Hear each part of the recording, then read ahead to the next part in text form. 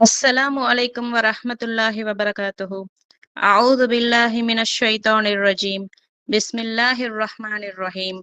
إن الحمد لله إن الحمد لله نحمده ونستعينه ونستغفره ونعوذ بالله من شرور أنفسنا ومن سيئات أعمالنا. من يهده الله فلا مضل له ومن يضلل فلا هادي له. وأشهد أن لا إله إلا الله وحده لا شريك له وأشهد أن محمدا عبده ورسوله. والصلاة والسلام على أشرف الأنبياء والمرسلين سيدنا محمد وعلى آله وصحبه أجمعين. رب اشرح لي صدري ويسر لي أمري واحلل عقدة من لساني يفقه قولي. سبحانك لا علم لنا إلا ما علمتنا إنك أنت العليم الحكيم. ربنا زدنا علما ரப்பனா ஜித்னா இல்மா ரப்பனா ஜித்னா இல்மா. வார்த்தைகளிலே சிறந்தது அல்லாஹுடைய வார்த்தை என்றும் வழிகாட்டுதல்களிலே சிறந்தது முஹம்மது நபி ஸல்லல்லாஹு அலைஹி வஸல்லம் அவர்களின் வழிகாட்டுதல் என்றும், மார்க்கத்தில் புதிதாக பரப்பக்கூடிய ஒவ்வொன்றும் பிதஅத் என்றும், அந்த ஒவ்வொரு பிதஅத்தும் நாளை நம்மை வழிகெடுக்கும் என்று கண்மணி நாயகம் ஸல்லல்லாஹு அலைஹி வஸல்லம் அவர்கள் எச்சரித்திருக்கிறார்கள். கண்ணியத்திற்குரியவர்களே, இந்த எச்சரிக்கையை நம்ம ரொம்ப ஆழமா சிந்தித்து அதன்படியே செயல்படணும் இன்ஷா அல்லாஹ். அல்லாஹ் ரபுல் ஆலமீன் நமக்கு கொடுத்திருக்கிற இந்த தீன், இந்த மார்க்கம் என்பது முழுமையானது. இது நம்முடைய சொந்த விருப்பத்திற்கோ அல்லது பாரம்பரிய வழக்கத்திற்கோ ஏத்த மாதிரி புதுமைகளை புகுத்த நமக்கு எந்த அதிகாரமுமே இல்லை. நம்ம செய்யக்கூடிய ஒவ்வொரு சின்ன அமலும் அல்லாஹ்விடத்துல அங்கீகரிக்கப்படணும்னா அது கண்டிப்பா முஹம்மது நபி ஸல்லல்லாஹு அலைஹி வஸல்லம் அவங்க காட்டி தந்த சுன்னத்தான முறைப்படி மட்டும்தான் இருக்கணும். நமக்கு எவ்வளவுதான் நன்மையான காரியம் போல தெரிஞ்சாலும் ரசூல் ஸல்லல்லாஹு அலைஹி வஸல்லம் அவங்க காட்டி தராத ஒரு விஷயத்த நம்ம மார்க்கத்தின் பெயரால செய்யும் பொழுது அது பிதஅத் என்ற வழிகேடாத்தான் முடியும். அதனால நம்ம செய்யக்கூடிய ஒவ்வொரு வழிபாட்டையும் நபி அவர்களின் சுன்னத்தோடு ஒப்பிட்டு பார்த்து எல்லா விதமான புதுமைகளையும் முழுமையாக தவிர்ந்து வாழணும். அந்த எச்சரிக்கையை மனசுல நிறுத்தி மிக எச்சரிக்கையோடு செயல்படக்கூடிய மக்களாக அல்லாஹ் உங்களையும் என்னையும் ஆக்கியருள் புரிவானாக. ஆமீன். என் அன்பிற்குரிய தாய்மார்களே, எனது அருமை சகோதரிகளே, நேத்து நாம இந்த துல்ஹஜ் மாசத்தோட சிறப்புகளை பத்தி பார்த்தோம். இன்னைக்கு நம்ம கொண்டாடுற இந்த தியாக பெருநாளுக்கும் நம்ம செய்யற புனிதமான ஹஜ் கடமைக்கும் பின்னாடி இருக்கிற அந்த உன்னதமான தியாக வரலாற்றை பத்தி தான் பார்க்க போறோம். சகோதரிகளே, இன்னைக்கு உலகத்துல இருக்கிற மோமீன்கள் எல்லாரும் ஏன் புனிதமிக்க காபத்துல்லாவை நோக்கி ஓடுறாங்க, ஏன் அங்க போறாங்கன்னு கொஞ்சம் யோசிச்சு பாத்தீங்களா? இன்னைக்கு லட்சக்கணக்குல பணத்தை சேர்த்து வச்சுட்டு கையில ஹஜ் விசா கிடைச்ச உடனே தங்களோட வியாபாரம், வீடு, வாசல், சொந்த பந்தம், பிள்ளை குட்டின்னு எல்லாத்தையும் அப்படியே இங்க விட்டுட்டு அல்லாஹோட அந்த புனிதமான ஆலயத்தை நோக்கி மக்கள் ஏன் போறாங்க? எத்தனையோ வயசானவங்க, நடக்க கூட முடியாத தாய்மார்கள் எல்லாம், யா அல்லா, என் ரூஹ் போறதுக்குள்ள அந்த கண்ணியமிக்க காபத்துல்லாவை என் கண்ணால ஒரு தடவையாவது பாத்துறணும், அந்த புனிதமான மண்ணை தொட்டு அழுதரணும் அப்படின்னு ஏங்கி ஏங்கி தவிக்கிறாங்களே ஏன்? அந்த கம்பீரமா நிக்குதே அல்லாஹுடைய ஆலயம், அத சும்மா ஒரு கட்டிடமா மட்டும் நம்ம இன்னைக்கு பார்க்கல. அந்த புனிதமான காபத்துல்லாவ அல்லாஹு தாலாவோட கட்டளைக்காக அவனோட திருப்தியை மட்டுமே தேடி தன் சொந்த கைகளாலேயே செதுக்கி கல்லோட கல்லா தூக்கி வச்சு எழுப்பிய ஒரு உன்னத குடும்பத்தோட தியாக வரலாறு அங்க ஒளிஞ்சிருக்கு சகோதரிகளே. நம்ம செய்யற ஹஜ்ஜோட ஒவ்வொரு கடமையும், ஷஃபா மர்வால ஓடுறதா இருக்கட்டும், மினாவுல தங்குறதா இருக்கட்டும், அரஃபா மைதானத்துல கையேந்தி நிக்கிறதா இருக்கட்டும், இது எல்லாமே அல்லாஹு ஹலீலுல்லா தன் உற்ற நண்பன்னு சொன்ன நம்ம இப்ராஹிம் நபி அலைஹிஸ்ஸலாம் அவர்களும் அவங்க குடும்பமும் செஞ்ச தியாகத்தோட சுவடுகள் தான் அது. அவங்க கொள்கைக்காக கொடுத்த விலையும், அவங்க வாழ்க்கையில பட்ட சோதனைகளையும் குர்ஆன்லயும் சஹீஹான ஹதீஸின் ஒளியில இன்ஷா அல்லாஹ் நம்ம தொடர்ச்சியா பார்ப்போம். யா அல்லாஹ், உன்னுடைய உற்ற நண்பன் இப்ராஹிம் நபியோட தியாக வரலாற்றை உன்னுடைய குர்ஆன் படியும் உன்னுடைய ஸ்தூதருடைய சஹீஹான வழிகாட்டுதல் படியும் மக்களுக்கு எடுத்து சொல்ல என் நாவிற்கு தெளிவை தருவாயாக. இதை கேட்கிற எங்க எல்லாருக்கும் இப்ராஹிம் நபி அலைஹிஸ்ஸலாம் அவங்களுடைய இந்த அவங்களுக்கு இருந்த மாதிரி ஒரு ஈமானிய உணர்வையும் தியாக மனப்பான்மையும் தந்தருள் புரிவாயாக. ஆமீன் யா ரப்பல் ஆலமீன். அன்பான சகோதரிகளே, அல்லாஹ் திருக்குர்ஆன்ல எத்தனையோ நபிமார்களை பத்தி பேசியிருக்கான். ஆனா இப்ராஹிம் அலைஹிஸ்ஸலாம் அவங்கள பத்தி பேசும்போது மட்டும்தான் அல்லாஹ் ஒரு ஆச்சரியமான வார்த்தையை பயன்படுத்துறான். சூரா நஹலினுடைய 120வது வசனத்துல அல்லாஹ் ரப்புல் ஆலமீன் சொல்லுகிறான், இன்ன இப்ராஹிம் கான உம்மதன் கானிதன் லாஹ ஹனீஃபா. நிச்சயமாக இப்ராஹிம் அல்லாஹுக்கு முற்றிலும் கட்டுப்பட்டு நடந்த ஒரு நேர்மையான உம்மத்தாக, ஒரு சமுதாயமாக இருக்கிறார். கொஞ்சம் சிந்திச்சு பாருங்க. உம்மத் அப்படின்னா என்ன? ஒரு கூட்டமைப்பு, ஒரு பெரிய மக்கள் சமுதாயம்னு அர்த்தம். ஆனா அல்லாஹ் ரப்புல் ஆலமீன் இப்ராஹிம் என்கிற ஒரு தனி மனிதரை பார்த்து அவரே ஒரு சமுதாயம் அப்படின்னு சொல்றான்னா, ஏன் தெரியுமா சகோதரிகளே? அவங்க வாழ்ந்த அந்த பாபிலோனிய தேசத்துல ஒட்டுமொத்த உலகமே ஒரு பக்கமும், இப்ராஹிம் நபி அலைஹிஸ்ஸலாம் அவங்க அல்லாஹுவின் பக்கமும், உலகமே சிலைகளை வணங்கி ஷிர்க்ல, இணை வைப்புல மூழ்கி கிடந்தப்போ, என் இறைவன் ஒருவன் தான் என்று தனி ஒரு மனிதரா நின்னு ஒரு சமுதாயமே செய்ய வேண்டிய ஏகத்துவ புரட்சிய தன் தியாகத்தால் செஞ்சு காட்டுனாங்க. அதனாலதான் அல்லாஹ் அவங்களுக்கு உம்மத்துங்கிற அந்தஸ்தை கொடுத்திருக்கிறான். காணிதன் லில்லாஹ் அப்படின்னா அல்லாஹ்க்கு எப்பொழுதும் எந்த சூழ்நிலையிலும் முற்றிலும் கட்டுப்பட்டு குனிந்த தலை நிமிராம வாழ்ந்தவர்னு அர்த்தம். அடுத்த வார்த்தை பாருங்க, ஹனீஃபா அப்படின்னா நேர்மையானவர். உலகத்துல இருக்கிற அத்தனை பொய்யான வழிகளையும் விட்டுட்டு உண்மையான ஏகத்துவத்தின் பக்கம் முற்றிலும் தன்னை திருப்பிக் கொண்டவர்னு அர்த்தம். அது மட்டும் இல்ல சகோதரிகளே, ரப்புல் ஆலமீன், அல்லாஹ் ரப்புல் ஆலமீன் இப்ராஹிம் அலைஹிஸ்ஸலாம் அவர்களுக்கு எவ்வளவு பெரிய அந்தஸ்து கொடுத்தான்னா, இந்த உலக மக்கள் எல்லோருக்கும் வழிகாட்டியா, இமாமாக ஆக்கினான். சூரா அல் பக்ராவினுடைய 124வது வசனத்துல, وَإِذِ ابْتَلَى إِبْرَاهِيمَ رَبُّهُ بِكَلِمَاتٍ فَأَتَمَّهْنَهُنَّ. இப்ராஹீமை அவருடைய இறைவன் சில வார்த்தைகள் மூலமா சோதித்த போது, அதாவது கட்டளைகள் மூலமா சோதித்த போது, அவற்றை அவர் தம்மஹுன்ன முழுமையா 100% நிறைவேற்றினார். கால இன்னி ஜாஇலுக லின்னாசி இமாமன். நிச்சயமாக நான் நான் உம்மை மனிதர்கள் அத்தனை பேருக்கும் இமாமாக, தலைவராக ஆக்குகிறேன். கொஞ்சம் யோசிச்சு பாருங்க. அல்லாஹ் சும்மா அவங்களுக்கு தலைமை பதவி கொடுக்கல. நெருப்பு குண்டம், குடும்பத்தை பாலைவனத்துல விட்டது, மகனை அறுக்க துணிந்ததுன்னு அல்லாஹ் வச்ச அத்தனை அக்னி பரீட்சையிலையும் அவங்க உறுதியோடும் அசாத்தியமான சகிப்புத்தன்மையோடும் கடந்து வந்தாங்க. அல்லாஹோட எந்த கட்டளையிலுமே அவங்க துளியும் தயங்கல, பின்வாங்கல. அதனாலதான் அல்லாஹ் அவங்கள உலகத்துக்கே இமாமா, மாபெரும் தலைவரா ஆக்கினான். கடைசியா ஒரு ஆச்சரியமான விஷயம் என்ன தெரியுமா சகோதரிகளே? நம்ம நபிகள் நாயகம் ஸல்லல்லாஹு அலைஹி வஸல்லம் அவங்க கிட்ட அல்லாஹ் திருக்குர்ஆன்ல சொல்றான், அனித்தபிஉ மில்லஹு இப்ராஹீம ஹனீஃபா. முஹம்மதே, நீர் நேர்மையான இப்ராஹிமுடைய மார்க்கத்தை பின்பற்றுவீராக. உலகத்துக்கே வழிகாட்டியா வந்த நம்ம ரசூலுல்லாஹ் ஸல்லல்லாஹு அலைஹி வஸல்லம் அவங்களிடமே அல்லாஹ் இப்ராஹிமோட மார்க்கத்தை நீ பின்பற்று அப்படின்னு ஃபாலோ பண்ண சொல்றாங்கன்னா, இப்ராஹிம் நபியோட கொள்கை எவ்வளவு தூய்மையானது, எவ்வளவு பிரம்மாண்டமானதுன்னு நம்ம விளங்கிக்கணும். அப்படிப்பட்ட அகிலத்தின் இமாம் அல்லாஹ்வினால் இப்படி தேர்ந்தெடுக்கப்படுறதுக்கு முன்னாடி அவங்களோட ஆரம்ப கால வாழ்க்கை எப்படி இருந்தது, அவங்க பிறந்த குடும்பம் எப்படிப்பட்டது, இன்ஷா அல்லாஹ் அததான் இப்ப நம்ம பார்க்க போறோம்.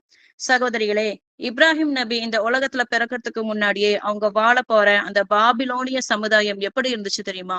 அவங்க பிறக்கிறதுக்கு முன்னாடியே அவங்களுக்கான சோதனைகள் அங்க தயாரா காத்துக்கிட்டு இருந்துச்சு. அந்த சமுதாயத்தை ஒரு கொடுங்கோல் மன்னன் ஆட்சி செஞ்சுக்கிட்டு இருந்தான். அவன் தான் நம்ரூத். அவன் சும்மா ராஜா கிடையாது. தனக்கு தானே கடவுள்னு அறிவிச்சு, நான் தான் உலகத்தை ஆள்றேன், எனக்கு மேல யாரும் இல்லைன்ற ஆணவத்தோட உச்சியில இருந்தான். நஅூது பில்லாஹ். அல்லாஹ் திருக்குர்ஆன்ல சூரா பக்ராவினுடைய 258வது வசனத்துல அவனோட ஆணவத்தை பத்தி பேசுறான் பாருங்க. அலம் தர இலல்லதி ஹாஜ இப்ராஹீம ஃபீ ரப்பிஹி அன் ஆதாஹுல்லாஹல் முல்க். அல்லாஹ் தனக்கு அரச பதவி கொடுத்ததற்காக இப்ராஹிமிடம் அவனுடைய இறைவனை பற்றி தர்க்கம் செய்தவனை நீர் பார்க்கவில்லையா அப்படின்னு அல்லாஹ் கேட்கிறான். அன்பானவர்களே, இப்ராஹிம் நபி பிறக்கிறதுக்கு முன்னாடியே அந்த ஊர்ல 2 விதமான மாபெரும் ஷிர்க் வேரூன்றி போயிருந்தது. ஒண்ணு, மன்னன் நம்ரூத் எல்லாரும் கடவுளா என்னத்தான் கும்பிடணும் அப்படின்றான். இன்னொன்னு, வானத்துல இருக்கிற சூரியன், சந்திரன், நட்சத்திரங்களை வணங்குறது. அப்புறம் களிமண்ணாலும் கல்லாலும் செதுக்கப்பட்ட சிலைகளை வணங்குறது. இந்த மாதிரி மோசமான சூழல்ல தான் இப்ராஹிம் நபி அலைஹிஸ்ஸலாம் அவங்க பிறக்க போறாங்க. இப்ராஹிம் நபியோட தந்தை ஆசர் அவங்க ஊர்ல சாதாரணமான ஆள் இல்ல. மன்னன் நம்ரூத்துக்கு ரொம்ப நெருக்கமானவர். சிலைகளை செதுக்கி விற்கக்கூடிய ஒரு தலைமை தச்சர். அப்ப யோசிச்சு பாருங்க, ஒரு குழந்தை பிறக்கிறதுக்கு முன்னாடியே அது பிறக்க போற குழந்தைக்காக எவ்வளவு பெரிய கொள்கை சோதனைகளும் அக்னி பரீட்சைகளும் அங்க காத்துக்கிட்டு இருக்குன்னு. ஆனா மாஷா அல்லாஹ் இப்ராஹிம் நபிக்கு சிறு வயதிலேயே அவங்க பிறப்பிலிருந்தே மாபெரும் பகுத்தறிவையும் நேர்வழியையும் கொடுத்திருந்தான். அல்லாஹ் திருக்குர்ஆன்ல சூரா அல் அன்பியாவினுடைய 51வது வசனத்துல அழகா பதிவு செய்யறான். வலகத் ஆதைனா இப்ராஹீம ருஷ்தஹு மின் கப்லு வகுன்னா பிஹி ஆலிமீன். இப்ராஹிமுக்கு இதற்கு முன்னரே நாம் அவருடைய ருஷ்த், அதாவது நேர்வழியையும் பகுத்தறிவையும் கொடுத்திருந்தோம். அவரை பற்றி நன்கு அறிந்தவர்களாகவும் இருந்தோம்.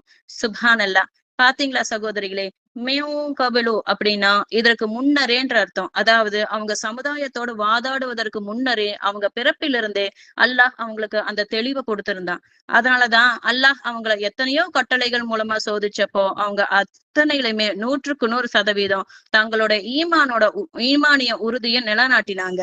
எனதருமை சகோதரிகளே, அல்ஹம்துலில்லாஹ். நாம இப்ப இப்ராஹிம் நபி வாழ்ந்த அந்த சமுதாயத்தோட யதார்த்தமான சூழ்நிலையும் அவங்களோட குடும்ப பின்னணியும் பத்தி பார்த்தோம் இல்லையா? அதை பத்தி இன்னும் கொஞ்சம் ஆழமா பார்க்க போறோம். இப்ராஹிம் நபி அலைஹிஸ்ஸலாம் அவங்க பிறந்தது இன்றைய ஈராக் தேசத்துல இருக்கிற ஊர் மற்றும் பாபிலோன் என்ற வரலாற்று சிறப்புமிக்க பகுதிகள்ல. அந்த சமுதாயம் நாகரிகத்துல ரொம்ப முன்னோடியா இருந்தாலுமே ஆன்மீகத்துல ரொம்ப மோசமான நிலையில, அதாவது ஷிர்க் என்கிற இணை வைப்புல மூழ்கி கிடந்தாங்க. அவங்க 3 விதமான தவறான கொள்கையில இருந்தாங்க சகோதரிகளே. முதல்ல மன்னன் நம்ரூத் இறைவனா ஏத்துக்கிறது. இரண்டாவதா வானத்துல இருக்கிற சூரிய கடவுள் ஹமாஷ், சந்திரன் நிலா கடவுள் சீன் மற்றும் இந்த மாதிரி நட்சத்திரங்களை வணங்குறது. மூன்றாவதா கைகளால சிலைகளை செதுக்கி அதை தங்களோட சொந்த கடவுள்களை கும்பிடுறது. சுப்ஹானல்லாஹ். இப்படிப்பட்ட ஒரு சமுதாயத்துக்கு நடுவுலதான் அல்லாஹ் இப்ராஹிம் நபிய ஏகத்துவத்தின் மாபெரும் அடையாளமா பிறக்க வைக்கிறான். ஆனா அவங்களோட குடும்ப பின்னாடி எப்படிப்பட்டது தெரியுமா? இப்ராஹிம் நபியோட தந்தை பேர் தான் ஆசர். அல்லாஹ் திருக்குர்ஆன்ல சூரா அன்ஆமினுடைய 74வது வசனத்துல அவரோட பேரை சொல்லியே கூப்பிடுறான். وَإِذْ قَالَ إِبْرَاهِيمَ لِأَبِيهِ آزَرَ أَتَتَّخِذُ أَصْنَامًا آلِهَةً. இப்ராஹிம் தன் தந்தை ஆசரை நோக்கி, நீங்கள் சிலைகளாக தெய்வங்களாக எடுத்துக்கொள்ள போகிறீர்களா என்று அல்லாஹ் கேட்டபோது, என் அன்பான சகோதரிகளே, இங்க நம்ம ஒரு முக்கியமான விஷயத்த கவனிக்கணும். குர்ஆன்ல அல்லாஹ் இப்ராஹிம் நபியோட தந்தை பேரை ஆசர் அப்படின்னு சொல்றான். ஆனா தௌராத் போன்ற முந்தைய வேதங்கள்ல சில வரலாற்று குறிப்புகள்லையும் அவரோட பேர் தாரஹ் அப்படின்னு சொல்லப்பட்டிருக்கு. இதுல எந்த குழப்பமும் நமக்கு வேண்டாம் சகோதரிகளே. ஏன்னா அரபு மொழியில ஆசர் அப்படின்னா சிலைகளை செதுக்குபவர் அல்லது சிலை வழிபாட்டுக்கு துணையாக இருப்பவர் அப்படின்னு ஒரு அர்த்தம் இருக்கு. சில அறிஞர்கள் அவரோட உண்மையான பேரு தாரஹா இருந்தாலுமே அவர் சிலைகளை செதுக்கி பூசாரியா இருந்ததுனால குர்ஆன்ல அவரோட அந்த பட்ட பேரான ஆசர் என்பதை அல்லாஹ் பயன்படுத்தி இருக்கான்னு விளக்கம் கொடுக்குறாங்க. எப்படி இருந்தாலும் குர்ஆன் நமக்கு தெளிவுபடுத்துறது உண்மைதான் இல்லையா? சோ அவர்தான் இப்ராஹிம் நபியை பெற்ற தந்தை. மாஷா அல்லாஹ். கொஞ்சம் யோசிச்சு பாருங்க. தந்தை செதுக்குற சிலைகளை விக்கிற வேலைய சிறு வயசுலேயே இப்ராஹிம் நபி கிட்ட கொடுப்பாங்களாம். ஆனா பிறப்பிலேயே அல்லாஹ் தெளிவு கொடுத்திருந்த அந்த பாலகர் இப்ராஹிம் அலைஹிஸ்ஸலாம் என்ன செஞ்சாங்க தெரியுமா? அந்த சிலைகளோட கழுத்துல கயித்தை கட்டி தெருவுல இருக்கிற மண்ணுல அதை புரட்டி இழுத்துட்டு போவாங்க. ஊர் மக்கள் எல்லாரும் கூடுற சந்தை நடுவுல நின்னு உரத்த குரல்ல கூவி கூவி விப்பாங்க. அவங்க எப்படி விப்பாங்க தெரியுமா? மக்களே, இதோ என்கிட்ட சிலைகள் இருக்கு. ஆனா இதுக்கு கண் இருந்தாலும் பார்க்க தெரியாது, காது இருந்தாலும் கேட்க தெரியாது, தாகத்துக்கு ஒரு சொட்டு தண்ணி கூட குடிக்க தெரியாது, தனக்குத்தானே எந்த நன்மையும் செஞ்சுக்க முடியாத, உங்கள மாதிரி மனிதர்களுக்கு பயனே தராத, நஷ்டத்தை மட்டுமே தர்ற இந்த சிலைகளை யாராவது காசு கொடுத்து வாங்குறீங்களா அப்படின்னு கத்தி விப்பாங்க. சுப்ஹானல்லாஹ். மக்கள் எல்லாம் ஆச்சரியமா பார்ப்பாங்க. என்னடா இது, நம்ம சாமி கும்பிடுற சிலைகளை இவர் இப்படி தரன்னு இழுத்துட்டு நஷ்டத்தை தரோம்னு சொல்லி கிண்டல் அடிச்சு விக்கிறாங்களே அப்படின்னு அந்த சமுதாயமே திகச்சு போய் நிக்குமா. அவங்க சும்மா விளையாட்டுக்காக கிண்டல் அடிக்கல சகோதரிகளே. தன் சொந்த கைகளாலேயே சிலைகளை செதுக்கி அதுக்கு தானே சாப்பாடும் வச்சு அது கிட்ட போய் கையேந்து நிக்கிற அந்த பாபிலோனிய மக்களோட மூடத்தனத்தையும் அவங்களோட பகுத்தறிவுக்கே உரைக்கிற மாதிரி தன் செய்கையால சுட்டி காட்டி கிண்டல் அடிச்சாங்க. வீட்டுக்குள்ள போனா தந்தை சிலைகளை செஞ்சுட்டு இருக்காரு, வெளியே வந்தா ஊர் மக்கள் எல்லாரும் இப்படி மூடத்தனத்துல சிலைகளை கும்பிடுறாங்க. அரண்மனைக்கு போனா மன்னன் நம்ருத் தன்னைத்தானே கடவுள்னு சொல்றான். இப்படி வீடு, வீதி, அரசாங்கம்னு ஒட்டுமொத்த பாபிலோனிய சமுதாயமே அல்லாஹுக்கு மாறு செய்யற இந்த இக்கட்டான சூழ்நிலையில தான் நம்ம இப்ராஹிம் நபி அலைஹிஸ்ஸலாம் தன் சொந்த வீட்டுல இருந்தே தன் பெற்ற தந்தையிடம் இருந்தே இந்த ஏகத்துவ பிரச்சாரத்தை தொடங்குறாங்க. என் அருமை சகோதரிகளே, இப்ராஹிம் நபி அலைஹிஸ்ஸலாம் அவங்க தன் பெற்ற தந்தையிடம் எப்படி ஏகத்துவத்தை எடுத்து சொன்னாங்கன்னா, எவ்வளவு அழகா வாதாடினாங்க தெரியுமா? குர்ஆன்ல 19வது அத்தியாயமான சூரா மரியமுடைய 42வது வசனத்திலிருந்து அல்லாஹு தாலா அதை அப்படியே பதிவு செஞ்சிருக்கான். தன் தந்தை சிலைகளை செதுக்கி விக்கிற தலைமை பூசாரியாவே இருந்தாலும் அவரிடம் போய் இப்ராஹிம் நபி அலைஹிஸ்ஸலாம் அவங்க கோவப்படல, சத்தம் போடல. ஒரு பிள்ளை தன் தந்தையிடம் எவ்வளவு மரியாதையா எவ்வளவு கண்ணியமா பேசணுமோ அப்படி பேசுறாங்க. அங்க தன் தந்தையை பார்த்து யா அபதி, யா அபதி அப்படின்னு கூப்பிடுறாங்க. அரபில யா அபதி அப்படின்னா என் அருமை தந்தையே, என் அன்பு தகப்பனே என்று அர்த்தம். அப்ப எவ்வளவு பாசமான வார்த்தை பாருங்க. அவங்க கேட்ட முதல் கேள்வி என்ன தெரியுமா? சூர்யா மரியம் 42வது வசனத்துல அல்லாஹ் சொல்றான், என் அருமை தந்தையே, கேட்கவும் மாட்டாத, பார்க்கவும் மாட்டாத, உங்களுக்கு எந்த நன்மையோ தீமையோ செய்ய முடியாத இந்த சிலைகளை ஏன் தந்தையே வணங்குறீங்க என மிக மரியாதையா கேட்கிறாங்க. அடுத்து 43வது வசனத்துல தன் தந்தைக்கு எப்படி அழகா புரிய வைக்கிறாங்க பாருங்க. என் அருமை தந்தையே, உங்களிடம் வராத ஒரு நல்லறிவு, அதாவது ஏகத்துவ அறிவு அல்லாஹ்விடம் இருந்து எனக்கு வந்திருக்கு. அதனால தயவு செய்து என் வார்த்தையை கேளுங்க தந்தையே.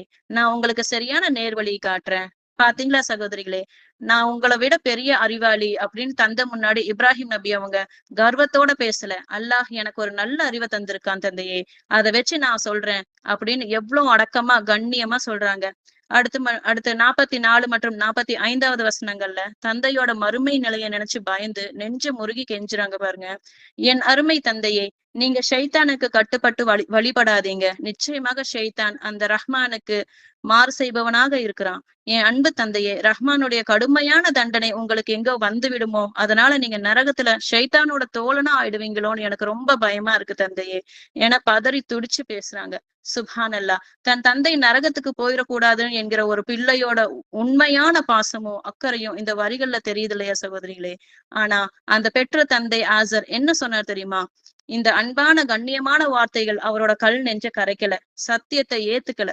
கோபம் அடைஞ்சு, இப்ராஹிமே, நீ என் தெய்வங்களையே எதிர்க்கிறாயா? நீ இதோடு நிறுத்தி கொள்ளாவிட்டால் உன்னை கல்லால் அடித்து கொன்று விடுவேன். என் கண்ணில் படாமல் நீண்ட காலத்திற்கு ஓடிவிடு என்று மிக கொடூரமா மிரட்டுறாங்க. கொஞ்சம் யோசிச்சு பாருங்க சகோதரிகளே. கொள்கைக்காக ஒரு மனிதன் தன் சொந்த குடும்பத்திலேயே பெற்ற தகப்பனாலேயே வீட்டை விட்டு துரத்தப்படுற முதல் சோதனை இதுதான். அந்த பெரிய சோதனையை இப்ராஹிம் நபி இஸ்லாம் அவர்கள் இன்முகத்தோடும் சகிப்புத்தன்மையோடும் எதிர்கொண்டாங்க. அப்படி பெற்ற தந்தை ஆசரை எதிர்த்து நின்ன அந்த ஆரம்ப காலத்திலேயே இப்ராஹிம் இஸ்லாம் அவங்க தௌஹீத் பிரச்சாரத்தையும் அந்த ஊர்ல முதலா ஏற்றுக்கொண்டு அவங்களோட கொள்கையில உறுதியா நின்னவங்கதான் அவங்களோட அருமை மனைவி சாரா இஸ்லாம் அவங்க பாபிலோன பூமியில வச்சுதான் அவங்க இருவருக்கும் திருமணம் நடந்தது. இப்படி திருமண வாழ்க்கைக்கு பின்னாடியும் இப்ராஹிம் நபி இஸ்லாம் அவங்களோட சோதனைகள் ஓயில சகோதரிகளே. தன் குடும்பமே எதிர்த்தாலும், ஊரே எதிர்த்தாலும் அவங்க தௌஹீத் பிரச்சாரத்தை விடல. அடுத்து அவங்க சமுதாயத்தோட மூட நம்பிக்கையை உடைக்க ஒரு சரியான நேரத்துக்காக காத்துக்கிட்டு இருந்தாங்க. ஒரு நாள் அந்த ஊர் மக்கள் எல்லாரும் அவங்களோட ஒரு பெரிய திருவிழாவுக்காக ஊரை விட்டு வெளியே போக ரெடியானாங்க. இப்ராஹிம் நபியும் அவங்க கூட வர சொல்லி கூப்பிடுறாங்க. ஆனா இப்ராஹிம் நபி இஸ்லாம் அவங்க கூட போக விரும்பல. ஏன்னா மக்கள் எல்லாரும் போனதுக்கு அப்புறம் அங்க இருக்கிற சிலைகளை உடைக்கணுங்கிறது அவங்களோட திட்டமா இருந்தது. அப்போ அவங்க வானத்துல இருக்கிற நட்சத்திரங்களை ஒரு பார்வை பார்த்துட்டு இன்னி சகைம் அப்படின்னு சொல்றாங்க. அதாவது நிச்சயமாக நான் நோய்வாய்ப்பட்டிருக்கிறேன்னு அர்த்தம். இது சூரா அஸ்-சாஃபாத்தினுடைய 89வது வசனத்துல வருது. இங்க நாம ஒரு முக்கியமான ஹதீஸ் ஆதாரத்தை விளங்கிக்கணும் சகோதரிகளே. நாம நபிகள் நாயகம் ஸல்லல்லாஹு அலைஹி வஸல்லம் அவங்க சஹீஹ் புகாரில வர ஹதீஸ்ல சொல்றாங்க, இப்ராஹிம் நபி அவங்க தான் வாழ்நாள்ல 3 வார்த்தைகளை தவிர வேற எந்த பொய்யும் சொன்னதில்ல. அதுல ஒண்ணுதான் இந்த இடம்னு. ஆனா அறிஞர்கள் இதுக்கு என்ன விளக்கம் தராங்கன்னா, அது நம்மள மாதிரி சுயநலத்துக்காக சொன்ன பொய் கிடையாது. அது ஏகத்துவ கொள்கைக்காகவும் அந்த சிலைகளை உடைக்கிற தந்திரத்துக்காகவும் தான் அவங்க பயன்படுத்திய ஒரு வார்த்தை. இன்னி சகைம், உங்களுடைய இந்த ஷிர்கையும் மூட நம்பிக்கையும் பார்த்து என் மனசு வேதனைப்பட்டு நான் சோர்ந்து போயிருக்கிறேன் என்ற உட்பொருளை மனசுல வச்சு அவங்க அப்படி சொன்னாங்க. அப்படி விளக்கம் கொடுக்குறாங்க. ஆனா மக்கள் அத உடம்பு சரியில்லைன்னு நினைச்சிட்டு அவங்கள ஊர்லயே விட்டுட்டு திருவிழாக்கு கிளம்பி போயிடுறாங்க. மாஷா அல்லாஹ். மக்கள் யாரும் இல்லாத சமயம் பார்த்து இப்ராஹிம் நபி நேரா அந்த ஊரோட பெரிய சிலை கூடத்துக்கு போனாங்க. அங்க சுத்தி பாக்குறாங்க. விதவிதமா சாப்பாடுகளும் பலகாரங்களும் அந்த உயிரற்ற சிலைகளுக்கு முன்னால படைச்சு வச்சிருக்கு. இப்ராஹிம் நபி அலைஹிஸ்ஸலாம் அவங்க அந்த சிலைகளை பார்த்து மிக கம்பீரமா கேக்குறாங்க. ஏன் நீங்க சாப்பிட மாட்டேங்கிறீங்க? உங்களுக்கு என்னாச்சு? ஏன் பேச மாட்டேங்கிறீங்கன்னு கேட்டுட்டு தன் கையில இருந்த கோடாரியால அங்கிருந்த அத்தனை சிலைகளையும் அடுத்து நொறுக்கி தரமட்டமாக்குறாங்க. அல்லாஹு அக்பர்.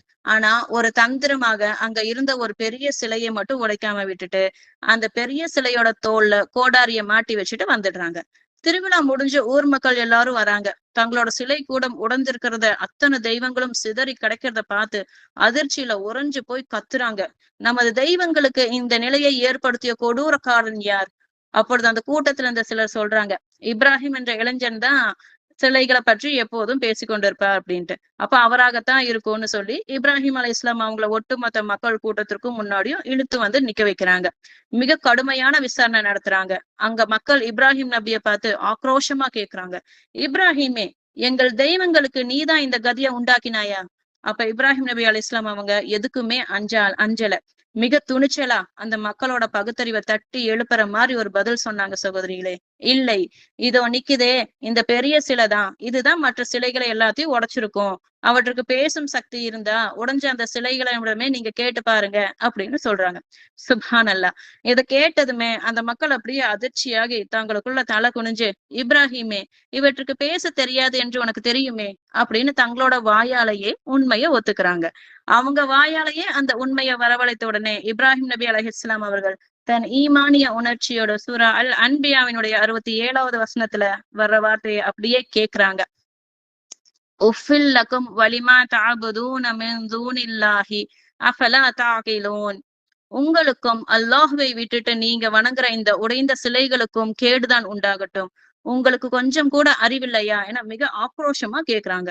எனதருமை சகோதரிகளே, பேசக்கூட முடியாத, தன்னைத்தானே காப்பாத்திக்க முடியாத ஒரு பொருளை போய் தெய்வமா கும்பிடுறீங்களேன்னு அவங்க கேட்ட கேள்விக்கு முன்னால அந்த ஊர் மக்களால பதில் சொல்ல முடியல. அவங்க அறிவு அங்க தோத்து போயிடுச்சு. ஆனா தங்களோட தவறை ஏத்துக்க அவங்களுக்கு மனசு இல்ல. இந்த இளைஞன் சொல்றதுக்கு நம்ம கிட்ட பதில் இல்ல. இவரை இப்படியே விட்டுட்டா நம்ம முன்னோர்களோட வழக்கம் எல்லாம் அழிஞ்சிடும்னு முடிவு பண்றாங்க. நேர்வழியை ஏத்துக்கிற பாக்கியம் அவங்களுக்கு இல்லாததுனால இப்ராஹிம் நபிக்கு கடுமையான ஒரு தண்டனையை கொடுக்க அந்த சமுதாயமே திட்டம் போடுது. அல்லாஹ் திருக்குர்ஆன்ல சூரா அல் அன்பியாவினுடைய 68வது வசனத்துல அவங்க என்ன யோசிக்கிறாங்கறத அப்படியே சொல்றாங்க. காலு ஹர்ரிகூஹு வன்சுர் ஹாலிஹதகுமுல் இன் குன்தும் ஃபாயிலீன். நீங்க உங்க தெய்வங்களுக்கு உதவி செய்ய நினைச்சா இவரை நெருப்புல தூக்கி போடுங்க அப்படின்னு அவங்க தங்களுக்குள்ளேயே பேசிக்கிறாங்க. என் அன்பு சகோதரிகளே, யோசிச்சு பாருங்க. ஒட்டுமொத்த ஊரே அவங்களுக்கு எதிரா மாறி ஒரு மாபெரும் நெருப்பு குண்டத்தை ரெடி பண்ணி அதுக்குள்ள இப்ராஹிம் நபியை தூக்கி வீச போறாங்க. அவங்க ஏதோ சாதாரண நெருப்ப மூட்டல சகோதரிகளே. பல நாட்களா ஊர்ல இருக்கிற விறகுகளை எல்லாம் ஒண்ணு சேர்த்து ஒரு பெரிய கோட்டை மாதிரி எழுப்பி அதுல நெருப்ப வச்சாங்க. அந்த நெருப்போட ஜுவாலை எப்படி இருந்துச்சு தெரியுமா? அதுல இருந்து வர்ற அந்த வெப்பத்தினுடைய காரணமா வானத்துல பறக்கிற பறவைகள் கூட அந்த பக்கமா பறக்க முடியாம கருகி விழுற அளவுக்கு பயங்கரமான கொடூரமான நெருப்பு சகோதரிகள் அது. அந்த பயங்கரமான நெருப்பு குண்டத்துக்கு பக்கத்துல யாராலையும் போக முடியாத நிலையில இருந்தப்ப அங்க பாபிலோனியர்கள் என்ன செஞ்சாங்க தெரியுமா? இப்ராஹிம் நபிய தூரத்துல இருந்து அந்த நெருப்புக்குள்ள தூக்கி வீசுறதுக்காக மஞ்சனீக் அப்படின்னு அரபியில சொல்லப்படுற ஒரு பெரிய மரப்பொரிய பயன்படுத்தினாங்க. மஞ்சனீக் அப்படின்னா என்னன்னு யோசிக்கிறீங்களா சகோதரிகளே? நம்ம சின்ன வயசுல கவின் வில்ன ஸ்லிங் ஷாட் வச்சு விளையாடி இருப்போம் இல்லையா? ஒரு ரப்பர்ல கல்ல வச்சு பின்னாடி இழுத்தா அது போய் விழுகும். அப்படி இல்லையா? அப்ப அது எப்படி தூரமா போய் விழுமோ அதே மாதிரி மரத்தால செய்யப்பட்ட ஒரு மாபெரும் ராட்சச கவன் வில் பொறி தான் அது. அதற்கு வரலாற்று ரீதியா ஹதீஸ்லயும் தெளிவான ஆதாரங்கள் இருக்கு சகோதரிகளே. புகழ்பெற்ற வரலாற்று அறிஞர் இப்னு கசீர் ரஹிமஹுல்லா அவங்க தங்களோட வரலாற்று நூல்ல பதிவு செய்யறாங்க. நெருப்போட வெப்பத்தால பாபிலோனிய மக்களால் நெருங்க முடியாம தவிச்சப்ப ஒரு மனிதன் தான் இந்த ராட்சச வில் பொரிய செய்யற யோசனையை அவங்களுக்கு கொடுத்தான்ட்டு. சுப்ஹானல்லாஹ். கொஞ்சம் அப்படியே கண்ணை மூடி கற்பனை செஞ்சு பாருங்க சகோதரிகளே. அந்த மாபெரும் மரப்பொரியோட ஒரு மூலையில கைகளும் கால்களும் கட்டி இப்ராஹிம் நபி அவங்கள வச்சிருக்காங்க. ஒட்டுமொத்த ஊரே சுத்தி நின்னு வேடிக்கை பாக்குது. பெற்ற தகப்பன் ஆசரும் அங்க நின்னு பாத்துட்டு இருக்காரு. இப்பதாவது உன் கொள்கையை நீ மாத்திக்கிறியா அப்படின்னு நம்ம இப்ராஹிம் நபி அலைஹிஸ்ஸலாம் அவங்க கிட்ட கேக்குறாங்க. ஆனா அந்த அசைக்க முடியாத ஈமான் கொண்ட உன்னத நபி இப்ராஹிம் அலைஹிஸ்ஸலாம் அவர்கள் துளியும் அசரல சகோதரிகளே. அவங்க உடம்புல எந்த ஒரு நடுக்கமும் இல்ல. அவங்க மனசுல துளியும் பயம் இல்ல. ஏன்னா உலகமே எதிர்த்து நின்னானோ அல்லாஹ் என்னை காப்பாத்துவான், அவன் என்னை பார்த்து கொண்டிருக்கிறான் என்கிற அந்த அசைக்க முடியாத நம்பிக்கையும் தௌஹீதும் அவங்க உள்ளத்துல மலை போல இருந்தது. அவங்கள அந்த பொறியில இருந்து நெருப்பை நோக்கி தூக்கி வீசுறாங்க. இப்ராஹிம் நபி அலைஹிஸ்ஸலாம் காத்துல பறந்து அந்த தணல் வீசுற நெருப்பு குண்டத்தை நோக்கி போயிட்டு இருக்காங்க. அப்படி அவங்க காத்துல பறந்து போயிட்டு இருக்கிற அந்த இக்கட்டான சூழ்நிலையில வானவர்களின் தலைவர் ஜிப்ரீல் அலைஹிஸ்ஸலாம் அவங்க வந்து இப்ராஹிம் நபி கிட்ட கேக்குறாங்க, இப்ராஹிமே, உங்களுக்கு என்னிடமிருந்து ஏதேனும் உதவி தேவையா அப்படின்ட்டு. அல்லாஹ் அக்பர். அந்த மரண பயம் வர்ற சூழ்நிலையில கூட இப்ராஹிம் நபி என்ன சொன்னாங்க தெரியுமா? ஜிப்ரீலே, உங்ககிட்ட எனக்கு எந்த உதவியும் தேவையில்லை, அல்லாஹ் என்ன பார்த்து கொண்டு இருக்கிறான் அப்படின்னு சொல்லிட்டு தான் நாவால ஒரு வார்த்தையை சொன்னாங்க பாருங்க. சஹீஹுல் புகாரில இப்னு அப்பாஸ் ரலியல்லாஹு அன்ஹு அவர்கள் அறிவிக்கிறாங்க, இப்ராஹிம் நபி அவர்கள் நெருப்பில் தூக்கி வீசப்பட்ட போது சொன்ன அந்த மாபெரும் வார்த்தை என்ன தெரியுமா? ஹஸ்புனல்லாஹு வ நிஅமல் வக்கீல். எனக்கு அல்லாஹ்வே போதுமானவன், அவன் சிறந்த பொறுப்பேற்பாளன். நெருப்புக்குள்ள விழப்போற அந்த ஒரு நொடியில கூட இப்ராஹிம் நபி அவர்கள் தன் முழு பொறுப்பையும் அல்லாஹ்விடமே ஒப்படைச்சாங்க பாருங்க. அங்கதான் அல்லாஹுடைய நேரடி உதவி இறங்குது சகோதரிகளே. நெருப்புக்கு சுடுற குணத்தை கொடுத்தது யாரு? நம்ம ரப்பு தானே. அப்போ இப்ராஹிம் நபி அலைஹிஸ்ஸலாம் அந்த மாபெரும் நெருப்பு குண்டத்துக்குள்ள விழுந்த அடுத்த வினாடி அல்லாஹ் அந்த நெருப்புக்கு ஒரு கட்டளையை தரான். திருமறை குர்ஆன்ல சூரா அல் அன்பியாவினுடைய 69வது வசனத்துல சொல்றான், குல்னா யா நாரு கூனி பர்தன் வசலாமன் அலா இப்ராஹீம. நெருப்பே, நீ இப்ராஹிமின் மீது குளிர்ச்சியாகவும் பாதுகாப்பாகவும் ஆகிவிடு என்று நாம் கூறினோம். சுப்ஹான் அல்லாஹ். அல்லாஹ் பர்தன் குளிர்ச்சியாக என்று மட்டும் சொல்லியிருந்தான் அந்த நெருப்பு பனிக்கட்டியா மாறி உறைஞ்சு இப்ராஹிம் நபிய பாதிச்சிருக்கும். ஆனா அடுத்த வார்த்தையிலேயே வல்ல ரஹ்மான் என்ன சொல்றான்னு பாருங்க. வசலாமா, பாதுகாப்பாகவும் ஆகிவிடு என்று சொன்னான். அங்க கூடி நின்ன மக்கள் எல்லாரும் இப்ராஹிம் கருகி சாம்பலாயிருப்பார் என்றுதான் நினைச்சாங்க சகோதரிகளே. ஆனா அங்க நடந்த அற்புதம் என்ன தெரியுமா? அல்லாஹ் அந்த நெருப்ப அவங்களுக்கு ஒரு பாதுகாப்பான இடமா மாத்துனான். அவங்களுக்கு எந்த ஒரு தீங்கோ பாதிப்போ அங்க ஏற்படவே இல்லை. அவங்க மிக நிம்மதியா புன்னகையோட அந்த நெருப்புக்கு நடுவுல இருந்து வெளியே வராங்க. இத பார்த்த ஒட்டுமொத்த ஊர் மக்களுமே வாயடைச்சு திகச்சு போய் நிக்கிறாங்க. தங்களோட அத்தனை சூழ்ச்சிகளும் தோற்று போனதை அவங்க கண்ணார பார்த்தாங்க சகோதரிகளே. இத பத்தி அல்லாஹ் சூரா அல் அன்பியாவினுடைய 70வது வசனத்துல அழகா சொல்றான் பாருங்க. வஅராது பிஹி கைதன் ஃபஜஅல்நாஹுமுல் அஹ்ஸரீன். அவர்கள் அவருக்கு சூழ்ச்சி செய்ய நினைத்தார்கள், ஆனால் நாம் அவர்களையே பெரும் நஷ்டவாளிகளாக ஆக்கினோம்.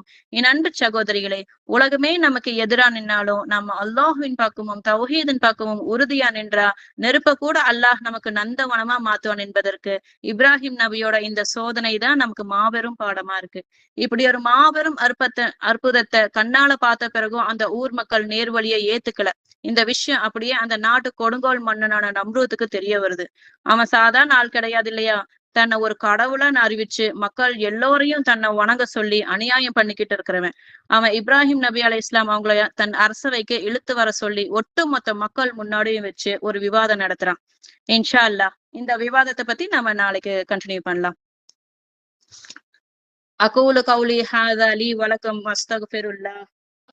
ஜஸாக்குமுல்லாஹ் ஹைரன். ஜஸாக்குமுல்லாஹ் வ ஹைரன் கஸீரா. சுப்ஹானக அல்லாஹும்ம வ பிஹம்திக அஷ்ஹது அல்லா இலாஹா இல்லா அன்த அஸ்தக்ஃபிருக வ அத்தூபு இலைக். வ ஆஹிரு தஅவானா அனில் ஹம்துலில்லாஹி ரப்பில் ஆலமீன். அஸ்ஸலாமு அலைக்கும் வ ரஹ்மத்துல்லாஹி வ பரகாத்துஹு.